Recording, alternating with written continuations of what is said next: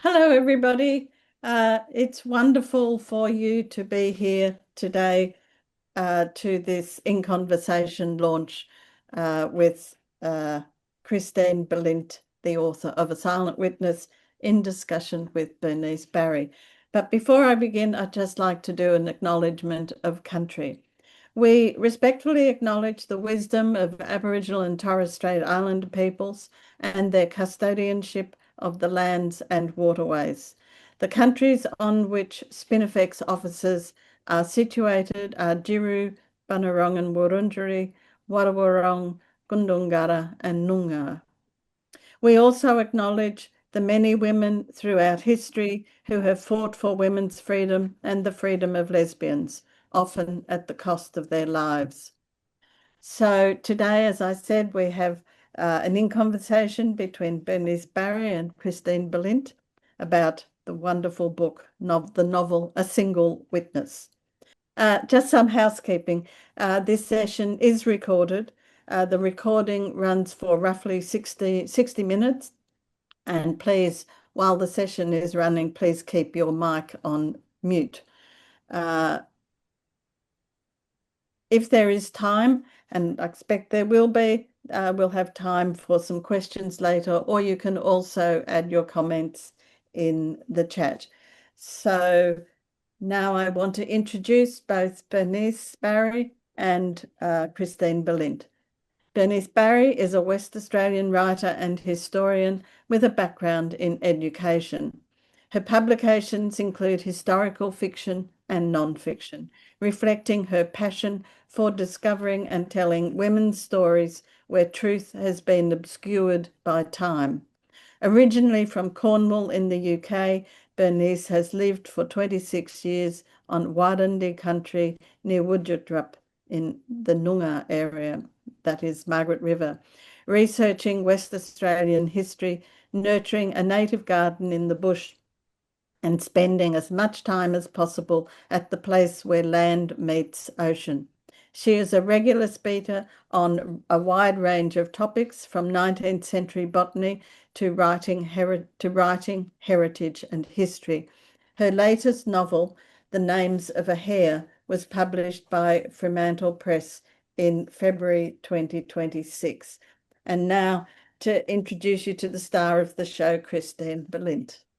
Christine is the author of three previous novels. Her latest book, Water Music, won the 2021 Viva la Novella Prize. Her first novel, The Salt Letters, was shortlisted for the Australian Vogel Literary Award. It was followed by Ophelia's Fan. Christine's work has been published to critical acclaim in Australia, the United States, Germany, and Italy. She was deemed one of Barnes and Noble's great new writers in 2001. Christine has a Bachelor of Arts honours in English and Modern European Studies and has undertaken international archival research in French, Italian, and Hungarian. She has a PhD in Creative Arts from the University of Melbourne. Christine is currently a lecturer in English and creative writing at La Trobe University, and she lives on Bunurong land on the Mornington Peninsula with her husband and two children. And I really look forward to hearing this conversation about this remarkable book, A Silent Witness. Over to you, Bernice. Thank you, Susan. I've been looking forward to it very much as well. Just before we start chatting, I want to read you just one of the many reviews that I've been reading over the last couple of weeks for A Single Witness, because I think this one really captures much of what readers are saying about the book. It's from author Gary Disher, and he says, A Single Witness is a beautifully crafted yet unflinching probe into an actual crime and its devastating aftermath in 1750s rural Italy. Told deftly and evocatively by a novelist of great skill, it is a deeply satisfying work of literary art, full of intense, almost hallucinatory detail, as it goes straight to the heart of a village's passions and deceits and the indomitable spirit of the young woman whose life is torn apart. That was very much my feeling when I was reading the book. for the first time quite recently. And just before I ask any more of Christine, I just want to show you the cover of the book. I don't know whether it'll come back to front, but it's a very beautiful, evocative cover. But for me, the most exciting thing was when you turn it and you see this wonderful flash of bright pink on the spine. And I don't know whether that was the publisher or the designer, but I think that's really a statement of its own for this particular book. The title, when I was reading the book, A Single Witness, quite clearly it's referring to the fact that Anna Maria, the main character, is the single witness to the crime that's central to the story. But I now know, having finished the book, that there's actually a little bit more behind the title. And I just wanted to ask Christine to explain that to us before we get started, if you would. So that title, thank you. Thanks for all the introductions, everyone, and for being here. The title does come from a Venetian proverb, which is that it takes 7 women to make a single witness. And it just speaks to the fact that women weren't really, they weren't really listened to, their opinions weren't taken very seriously, and they had to work particularly hard, I guess, to make their case heard and believed, which I think just given that made it just even more remarkable that Anna Maria was able to speak out. Yes, yeah. Can I ask you, because there'll be people in the audience who don't know the book and haven't read it, would you like to begin by just giving us an introduction to the book itself? Sure. So A Single Witness is based on the true story of Anna Maria Bonon, who was a 13-year-old who accused her father of abusing her in Venice in 1757. She lived in a small village. She was illiterate, quite seemingly disempowered, but she found the courage to speak out. And the Council of 10, which was the Venetian court and legal system at the time, came and interviewed the whole community. And that was the source for my novel, was the court record, which is 100 sort of handwritten pages of quotations of what people actually said about Anne Marie and her father at the time. I do want to ask you a bit more about that in a minute, very much. But I think I'm sure I'm not the only person who would like to know how you came across this remarkable story. It's a story of the almost unbelievable courage. I don't know whether to call her a girl or a young woman. She was very young. But did she find you or did you find her? How did it come about, Christine? And at what point did you know that you wanted to write a book? Mm. So I was working on another novel, which is still a bit of a work in progress, but it was part of the project that produced Water Music, my novella. So looking at sort of Venetian orphanages, so same country, same time period, but quite different context, I suppose. And I was nearing what I thought was the end of a draft. It's still going, so it wasn't the end of anything, but I was working on that. And I just I decided to spend a bit of time looking through the Italian history section in the university library where I was teaching at the time. And I just basically scanned the shelves and found a book that was called Nefarious Crimes, Contested Justice, which I think is a great title that grabbed me immediately. And it's the collection of stories from the Venetian archives concerning women and children in the 18th century. An American academic had spent time in the archive, and she had, which is the only way to find these things because the cataloguing it's non-existent. So she had just kind of parked herself there and kind of gone through a whole lot of papers and found these cases. So I read that the whole book was fascinating, but this case stood out for a couple of reasons. One of them was just because of all those, I suppose, in the context, the contemporary context, we know how unusual all this is for a child to speak out, for a child to be heard and listened to, and then for some sort of action to be taken. All of those steps, even today, are so rare. So it stood out for that reason, and the fact that, she was successful in having him convicted, but also the summary in this book contained it just had a number of statements by the people in the community who had been interviewed. And I had a very strong sense immediately that these characters were stepping off the page. There was a real sense of, there was an energy to it, and I just thought it was going to be rich material. So it grabbed my attention immediately when I read it. But then, and I was sort of, still working on this other thing and not sort of sure what I was doing next. And I decided to apply to the Australia Council for funding. I knew that I couldn't do it without actually looking at the records and finding the places. So I thought, well, if I get the funding, I'll do it. And if I don't, then I can't. And that was really, it was just a happy kind of roll of the dice. And I was very, very fortunate, and I got the funding. So then I was able to go over and do the research. I think we should be very grateful as well, because it means we have this incredible book. One of the most interesting things for me as a reader, and I know from everybody else, because it's part of the reviews, is the way that you've written the book. Not just the story is remarkable, but the way that you have given us the story, the way that you've written it, is striking. And I think this would be a good point for you to read us an extract, if you would. Sure. Okay, I'll read the beginning. Thank you. Okay. So the novel is mostly fairly chronological, but this is a kind of prologue, and it's in time. It's taken probably from around the middle.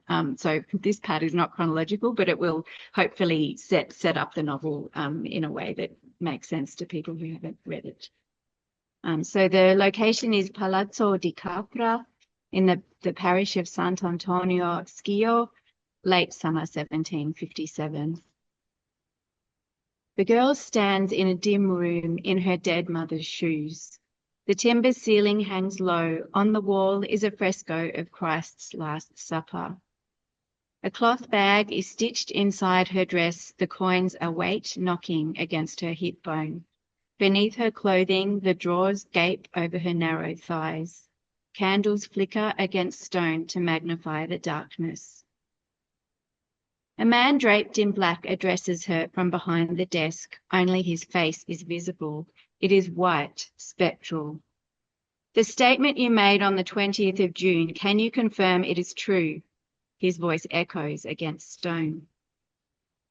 Trembling against her other hip is her grandmother's cooking pot. It has been fastened with a rope slipped over her shoulder like a satchel. Among the marks on her body is a rope burn across her shoulder.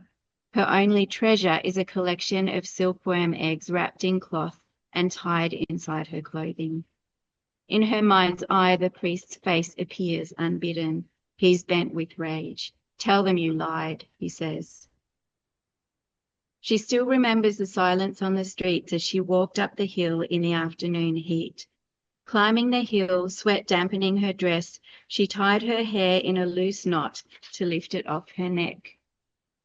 She paused at the well at the top of Piovene, cupped her hand under the statue's tobacco pipe, splashed mountain water on her neck and arms. She stood in the beating sun, and the wall of heat sucked the droplets from her skin. She moistened her arms a second time and continued her journey up to the house. Her footsteps seemed loud on the dirt path. Not far away, crickets were beginning to thrum in the heat. She paused, sensed the insect's vibration in her body. The sun heated her flushed wrists, stretching the skin taut over her bones. A nuthatch stood in the alcove. Its wings drooped and its beak stretched open in thirst. Her last thought as she stepped into the house was to put a bowl of water outside the door. 2 weeks earlier, she had turned 13. Thank you. We need a little brief pause just after that writing, because it is beautiful.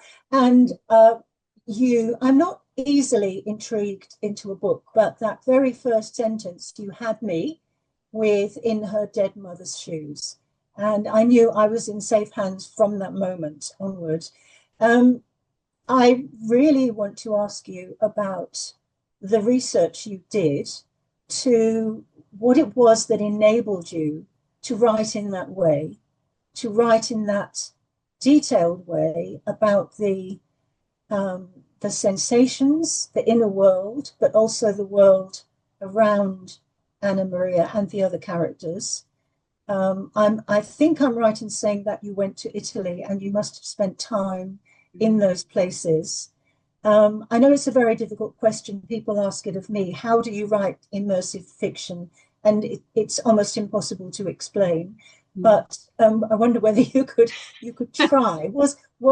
Did you walk around in Italy making notes, recording things, the sounds? And how did it work? Can you try, Christian? Yes.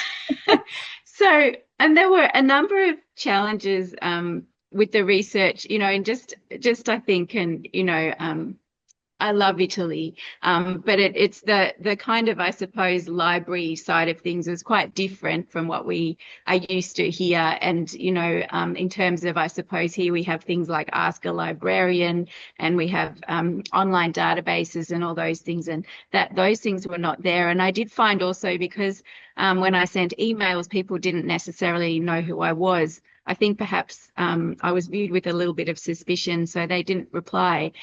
So I feel very, very fortunate to have been able to actually do the research that I was able to do, and it's pretty well entirely due to a wonderful woman called Barbara. And Barbara was my Italian teacher here on the Mornington Peninsula. But like I met her, it was like so I hadn't been certain about whether I'd be able to do it or not. I've been on and off studying Italian, but it felt a little bit rusty, and I'd gone back to classes, and then I had found out that I got the funding. So I was in a little bit of a panic, because I was then quite confronted with realizing that my skills were probably not up to it. And this was 18th century handwritten Italian. Yes. Well, and some of it was, as it turned out, also Venetian and Latin. It wasn't even so it was quite different from what I was studying. But anyway, I went to my second class with Barbara, and I said, do you think you could help me try to find a research assistant, perhaps a student in Italy who might be able to come and help me with the archives? And she said, I'll come with you. And she said, no, really, I'll come. And what happened? So she turned out to be from that part of Italy. And this presented her with an opportunity to take her children who grew up here, but to take them to visit their grandparents. And so, so that was what happened. We barely knew each other, but she turned out to be just such a gift in so many ways. And she had the right personality and a very good instinct for what I needed, but also she was quite extroverted and was very happy to bowl up and just talk to strangers, which I find difficult. So really, so what happened was I had been trying to email. I knew the record was in the archive, so I was confident about finding that.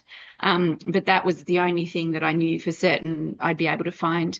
And I wanted to look for sort of parish records, and I had emailed the priest and nothing happened. And Barbara said, that's fine. We go to Italy, we go to church, we speak to the priest. And that was really it was only sort of 2 weeks we were working together, but the whole thing was like that. We couldn't plan ahead. Whatever someone said today determined what we did tomorrow. And it was sort of a sense of kind of chaos, but also unfolding story the whole time. And we were both very, very invested, and we talked about it nonstop. Like for this time was quite an intense. So I think it was all of those things. It was being in the place. It was really feeling like we were trying to unravel and unravel, but also kind of piece together the story. We had some moments doing this research. Barbara's children went to a kind of youth group kind of camp thing, like a soccer camp at one point while she was with me. And she needed to send through some documents about her children to enroll them in this program. And she accidentally sent them Anna Maria's birth certificate. So yeah, wrong child. But that was sort of how it felt, sort of that kind of, everything was blurring kind of between the research and the lives that we were living. This probably sounds quite mad, but it had that intensity. And it was really, so then after we found the priest, and he directed us to the parish records, which proved to be very interesting and instructive, really. We learnt a lot from that. Then we went to the, she said to me, oh, the church choir has gone to that cafe over there. We are going to just go to that cafe too. And we sat down with the church choir, and they were sort of young people. And Barbara just bowled up and she said to them, who is it in the town that knows about the history? And they said, Pino, Uncle Pino, he would love to talk to you. And so they put us onto Pino, and he turned out to be an architectural historian. And, you know, never in my wildest imagination would I have thought I'm looking for an architectural historian, but he was able to tell us exactly where the buildings were. So he showed us the mill where she would have worked. So the building is still there. It's a kind of private house. The osteria where her father was arrested, that is also a house, and we were able to look at that. And he said, you know, they would have lived up in this part, and we could walk the streets. So it became, you know, I had a clear picture. Most of the buildings are still there, so that really helped. And the heat, because I wrote a lot about heat. I mean, the main parts did take place in summer, the court case, all of that, but we were there in this incredible humidity. So that was probably just sort of, part of my own experience. So that was the research end. And then I feel like when I was working on the novel, there was there was looking at sources, but there was deep imagining, like that just kind of, you know, I suppose if I wasn't a writer, I'd call that daydreaming, but just really trying to place myself there and really try to feel what it might have felt like to be in that place at that time. It sounds like a writer's dream. It sounds very Italian, and it sounds wonderful. But I do understand the incredible sort of engagement that you get with first-hand research in a place like that, because I felt it. And I think what happens is that you quite clearly were living that in a very passionate, almost intimate first-hand way, and it comes through in the writing. And it's just a reminder that you can do so much with archival research and online, and it's wonderful, but there is nothing like being in the place and touching buildings and being there. Can I ask you a little bit about one or two of the other main characters? Because obviously Anna Maria it's her story. It's about her courage. But I felt very much that there were one or two other characters who were almost like another protagonist, because they were so interesting to me, the way that you wrote their stories. I just want to read what I wrote in my notes, because otherwise I won't say it quite so clearly. In a plot that could have been straightforward, dramatic tension and depth of interest come from the backstories of several important characters who impact on Anna Maria's life. Their points of view, revealed little by little as we read on, so skillfully leave us with shifting opinions about their individual actions. And it was remarkable to me the way that I changed my mind about some of these characters, whether I felt sympathetic towards them or angry towards them. So the first one I would love to ask you about is Anna Maria's grandmother, Nonna. And so fascinating the way that she was grandma, she was Nonna, and gradually, as more and more was revealed about her story, she started to become Caterina in the book. So she was grandma, but she was also the wife of Giacomo, the abuser. She was also, she was the mother of Giacomo. She was a wife before that. She was a girl. So please tell me, where did Caterina come from, and how did you build that character? What did you start with, and what did you add? So that was, I feel like that is the character of Caterina was a bit of a gift to a novelist and would have been difficult for a historian to work with, because I felt like I feel like in my heart I did piece together a reasonably, I was convinced by, I think some of those things are true that I have kind of created for her. But, you know, if it was history, there would be 1,000 footnotes around that. But it was in the record, it was clear that she did not support Anna Maria. So she didn't believe, or she refused to believe, perhaps is a better way to put it, but she didn't support her speaking out. That was clear. But the other thing, so I had some people talk to me a little bit about how to read the parish records, and what I guess you can kind of surmise from certain information. And so her husband, so for one thing, her husband did not die in the village, which sort of seemed to indicate that he probably left, and he's not mentioned in the record at all, so he wasn't there at that point in their lives. And if someone leaves a small village at this time, there's a reason. So there was that, and there was certainly a sense that Giacomo, Anna Maria's father, wasn't very liked, and there was not, Anna Maria, I think, did not have he had a godparent. She didn't have a godparent in the christening record, the baptismal record, which is unusual. So there was a sense that there was something there about their position in the town. And then the other thing that I found, and I can't say exactly what the story is here, but I'll let you read into it. But Anna Maria's two grandmothers, so one of them is Caterina, who's in the book, and the other one isn't in the book, but that would be her mother's mother. They had the same surname. So this was something I found in the parish records, which indicated that they must have been related. And I was starting to get a sense that that Julia's family, so the other Anna Marie's so her mother's family, her mother isn't really very present. Well, her mother has died and is sort of mentioned a bit in the book, but isn't a big character in the novel. But her family, I think, there was a sense they were a bit wealthier, a bit more approved of. So I felt like I was piecing together, a sort of a bit of a sense of different social circumstances for these two families, and the fact that, it seems like there was something about Pietro, the grandfather, he wasn't quite approved of, and maybe wasn't a very good or present father for his son. I mean, he wasn't there, and certainly in the latter part, in the part I was writing about, that part of his life. So I just started to piece it together from there. But it's a lot of that is my imagination, but those are the facts that I was hanging those things on, and I felt like there was enough evidence to suggest that sometimes you can just absorb things from the record, and it's true. But if you're writing a biography, you can't say it because you don't have the evidence. But it's there. But I think maybe I should say, for people that don't know the book, the village is a situation of extreme. It's not just rural; it's extreme poverty for these families, because is it called forestieri? They're sort of outsiders. They're a group that are not in the middle echelons of society. So they have. I might talk to that a little bit, actually. So there was a document in the library in the village, so in the Piovene library, and it was someone had written it, someone had typed it out, which was lovely. It was actually very clear.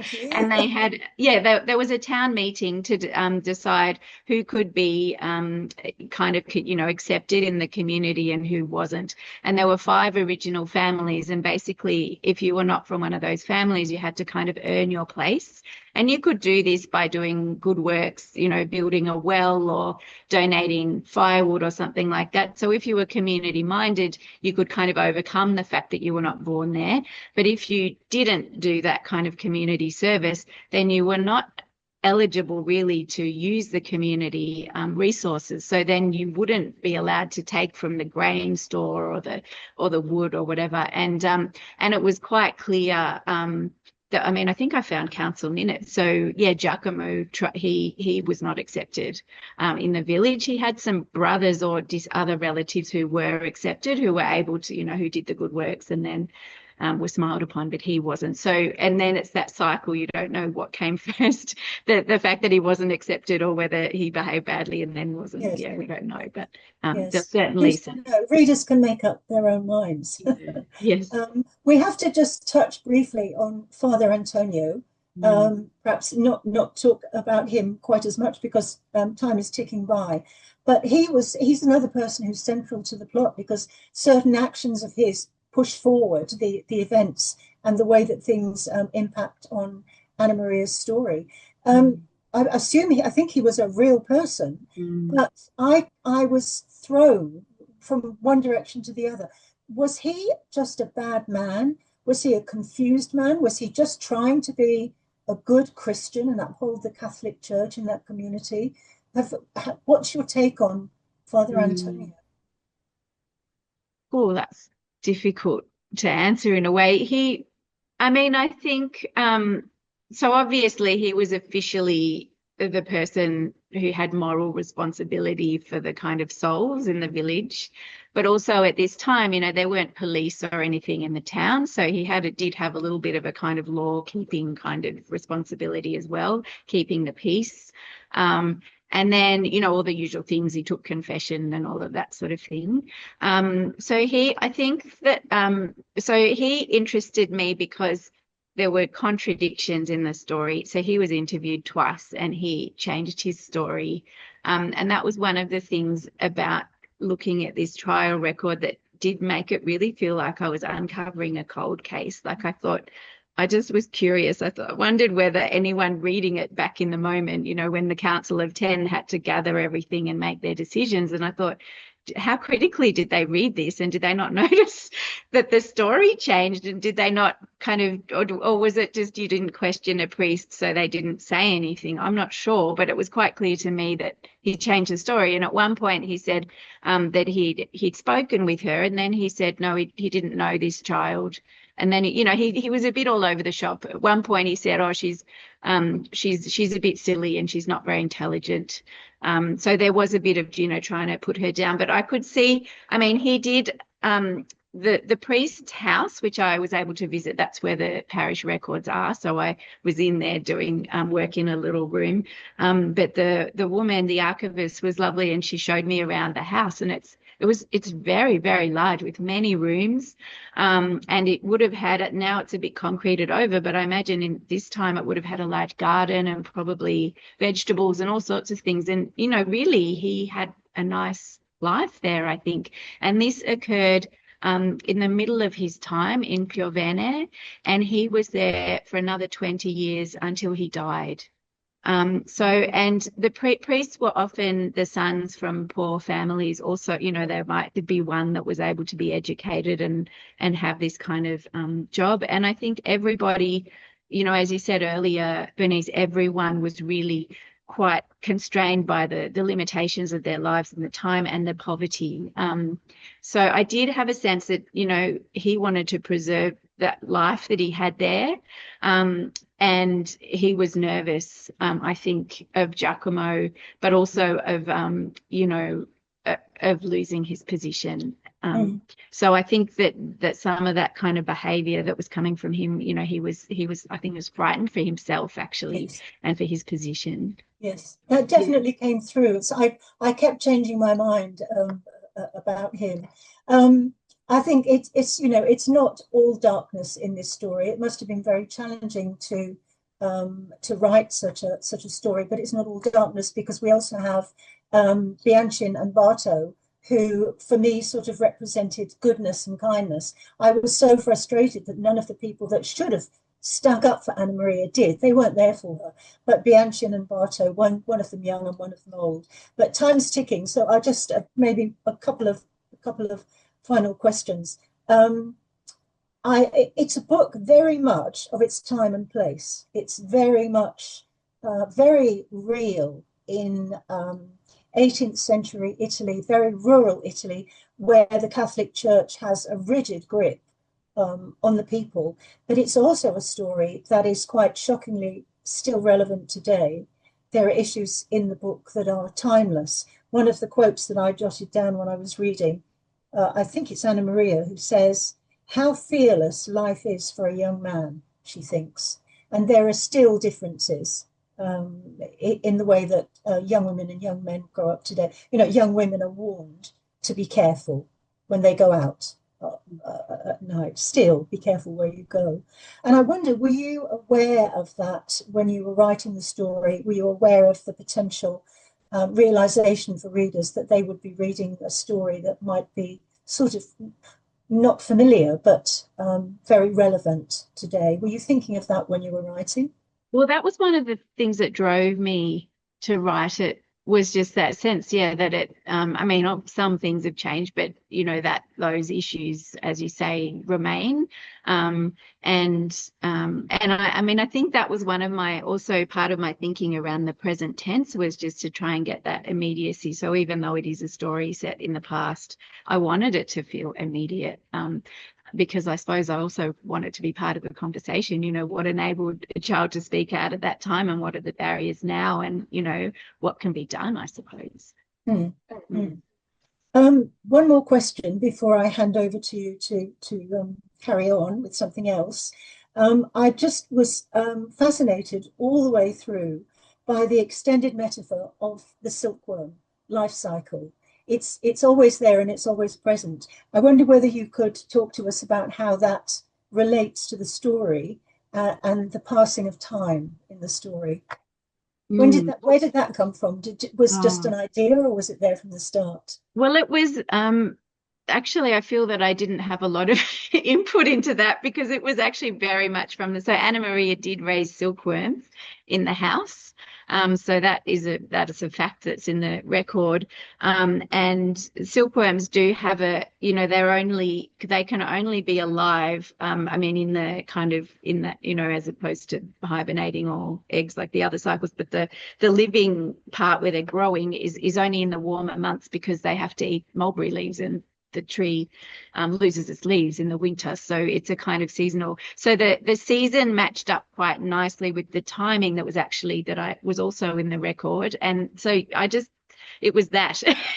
It just all kind of landed, but actually it was research. I feel I didn't do much, but obviously I could see, it did work for me as a metaphor too of a kind of maturing, a kind of awakening, the language around it. So the hibernation is referred to as a kind of sleep in the Venetian vernacular. So that I liked that as well, of being kind of sleeping, but then awake and aware and having a realization. And then having a metamorphosis at the end. And I did feel that the change that Anna Maria needed to go through from the beginning, where she was having these experiences with her father, and then she was having to speak out, and then she was having to go through this court system and then build a new life. I did feel that was, the final part was a kind of metamorphosis, and that, it paralleled for me quite nicely. But as I said, I feel like it was a happy research accident mainly. Yeah. Well, it definitely worked. It worked for me. I think we need to finish, but I just want to. We managed to do all this without giving away a spoiler about the ending, and I don't quite know how we've managed that. But I just wanted to read the dedication before I hand back to you. In memory of the women who've suffered in silence, those who spoke out, and those who believed them. So thank you ever so much for answering all those rapid fire questions. And I think you've got a few things you'd like to say, Christy. Yes, thank you. And the first thing I need to do is thank you, Bernice, for all the work that you have put into this evening. It's such a privilege to have this conversation and to have your support. And I'd love to do this again sometime and talk about your novel. Let's do it. Let's do it. Yes, which we did have an amazing, because I had read one of Bernice's novels, but not the other one. And so Sarah Evans, which I have here, is the one. This has a lot of parallels actually with a single witness, and I didn't realize until quite recently. So that was lovely. I'm also very, very grateful to the team at Spinifex, particularly Susan Hawthorne, Renata Klein, Pauline Hopkins, and Rachel McDermott from Spinifex for their conviction and care in publishing A Single Witness. I wouldn't have been able to write the novel without the funding support from Creative Australia that enabled me to undertake the research in 2018. Thank you to Barbara Nardi, who accompanied me on the journey as a translator, interpreter, driver, and friend. Deep gratitude to Rupert for many years of support with all stages of the writing process and for making it possible for me to lead my daily life at various times to concentrate on uncovering and bringing to light Anna Maria's story. And lastly, thank you all for being here and for your support. It's so lovely to have people from all over the world, and I haven't seen exactly who's here, but I think I have some cousins from Germany and people from the Northern Hemisphere, so that's very exciting. So welcome and thank you all for being here. And I'm going to hand over to Susan. I think that's next. Yeah. Yeah. Yes. Thank you. That was fascinating. There were wonderful things in there that, I hadn't thought about or I had missed, and that's in spite of reading it several times. And I remember when the book came in and each of us read it and all of us just loved it. So it was like we didn't even have to think about whether we would publish it or not because it was so obvious that we would if you would let us. So thank you very much for that. If anybody would like to say something, we have about 5 to 7 minutes in which you could do so. The best way to do it is to go down to the bottom and push on react and put your hand up, because then I can you shoot to the front of the queue and I can see you there. So does anybody want to comment? Melinda, over to you. Yeah. Hi, Christine. Wonderful. I'm very happy to see you and to hear about your successes. We go back a long way. Yeah, University of Varuna? Wollongong. Did we meet at Varuna?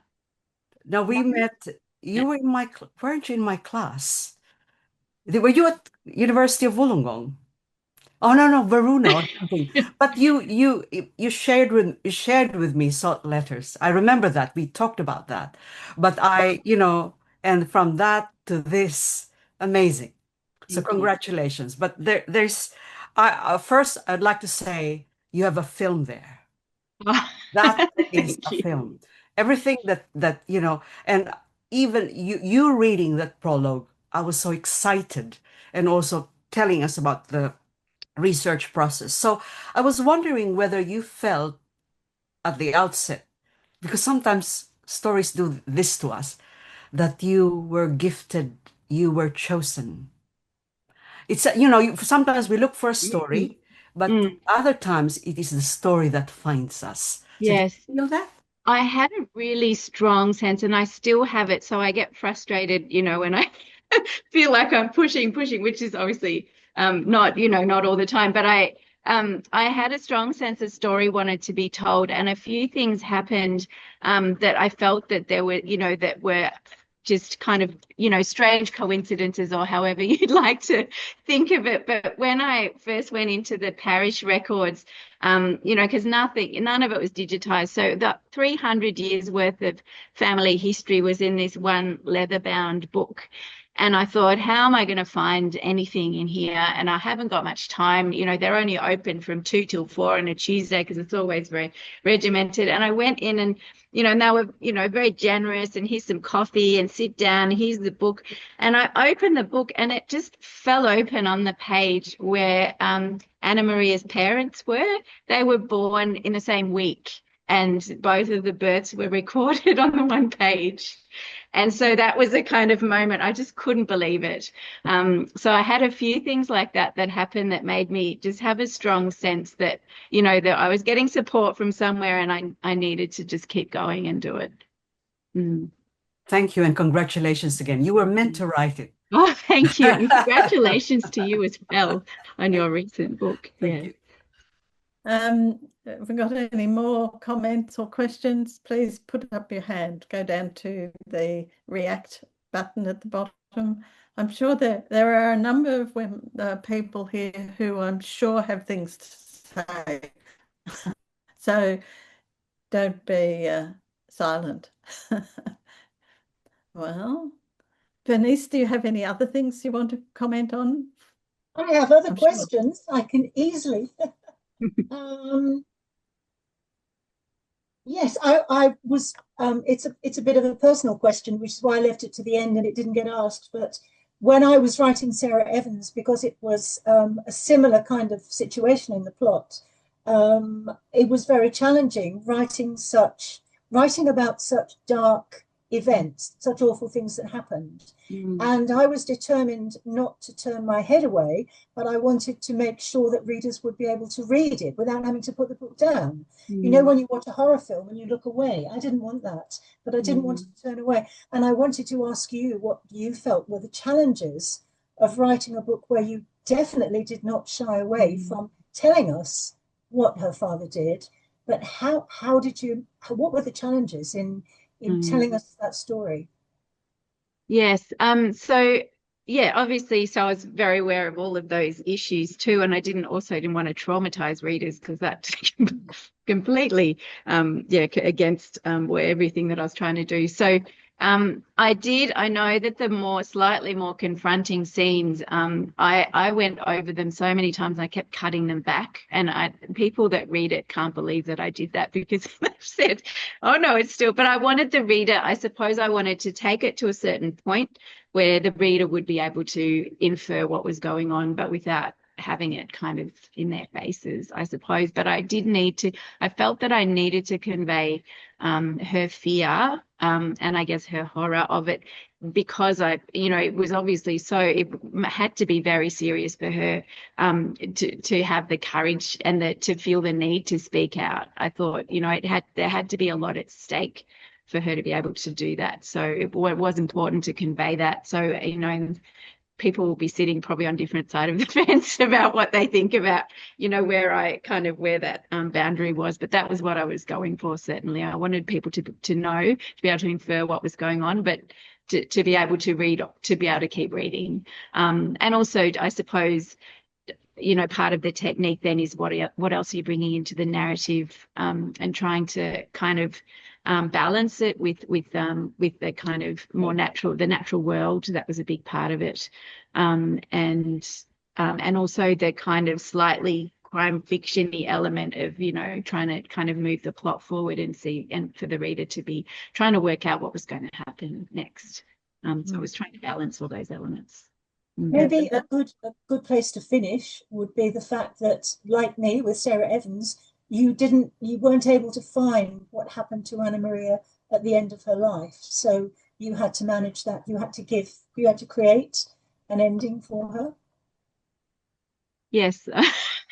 This is probably the only thing left that I haven't kind of given away. But yes, so look, I like to think that she was able to make a better life for herself. And at that time, a convent was a place there was one actually that I had researched previously for another project that did take women who had been abused by men. This was a convent in Venice. I think she would have had to go far away to where she wasn't known. And that she would have been, if she was able to move into a convent, she would have been able to have a better life and have an education and, turn her focus to other things and be safe, most importantly. Yeah. Hello, we are the relatives from Germany. Congratulations for this wonderful book. I have a question. The topic itself, it fits wonderfully into discussions, what we have here in Germany and Europe. And so my question is if there are plans to translate the book and publish in Europe? We will do our best. We will do our best to make that happen. We have quite a lot of contacts in the German publishing industry, but publishing industry is in a difficult position at the moment with the imposition of AI on everything and other things. But yes, I would love to see it published in multiple languages. Actually, the book certainly deserves to be. Where in Germany are you based? We are in Frankfurt. In Frankfurt. Very close to The place Frankfurt of am Main. the book fair. Yes, we go. We're not going this year, but we have been to the Frankfurt Book Fair on many occasions. Good. Yeah, I know it quite well. And Okay, Olivera, you have a question. Yeah. I just want to congratulate and I'm really looking forward to read the book. I'm very excited. I think it sounds fascinating. So I'm really looking forward. And I think it's so important to, constantly remind how far we did not progress. We progressed with many things, but at the same time, we didn't, and how stigma, ostracism, disbelief, all the things that still go with women who want to testify about sexual abuse is still so much present. So I think it's, sad, but it's also good and important to keep reminding that again, we did progress with many things, but at the same time, especially when it comes to sexual abuse, we didn't, and we need to keep fighting. And I think her courage, I didn't read the book, but what I gather, it's just incredible. So showing that resilience in that time, it's amazing. So congratulations. I think it's fascinating. I haven't read, but I'm really looking forward. Thank you. Thank you, Olivia. Yeah, the minimalist approach to violence against women in fiction is a very difficult juggling act for anybody who's doing that. And I think you managed to find that balance to give enough information, withhold enough that we as readers know what's happening, but we also can feel the horror that Anna Maria is experiencing, and the repercussions, the silencing that happens, and certainly the attempts at silencing. And the great thing is that she manages to go through and finds a way to have a voice, to speak, to do the necessary work to make that happen. So it's fantastic. I think I probably now have to do a few thank yous on our end of things, because as I said before, when the book came in, we just loved it, and so we went instantly, yes, yes, we will run with this. I wonder who Christine Valid is. We found her. She found us, and then we found her. So I'd like to thank you, Christine, for writing such a beautiful book and going through the process of the editing and so forth, because it's always a challenge. And Bernice, thank you so very much for your questions, your probings, your ideas and so forth. That was lovely to hear that conversation, and we'll certainly be putting this, it'll go up on YouTube, and I hope lots and lots and lots of readers hear that conversation. You're very welcome. I'm really glad to be able to be part of the discussion because I loved the book. As a reader, I loved it. Yes, that comes across very well, and thank you. At our end, I'd like to thank Pauline Hopkins, who's our senior editor and is a wonderful reader, also speaks Italian, as does Renata, and I only have scraps. But to have Pauline's work on this book was wonderful. To Renata Klein, the other publisher here at Spinifex, who is not well enough to speak tonight, and her work also on the book. And I had the privilege also of being able to work on it. So that work was very rewarding. Danielle, who is here this evening, is our office manager, and so she's responsible for getting all the books out to you. So if you want to purchase a book, contact her at women@spinifexpress.com.au and you will get a book. I mean, you have to pay for it, but that's life. Rachel, who is here tonight, Rachel McDermott is our marketing manager, and she's the one who makes the media happen.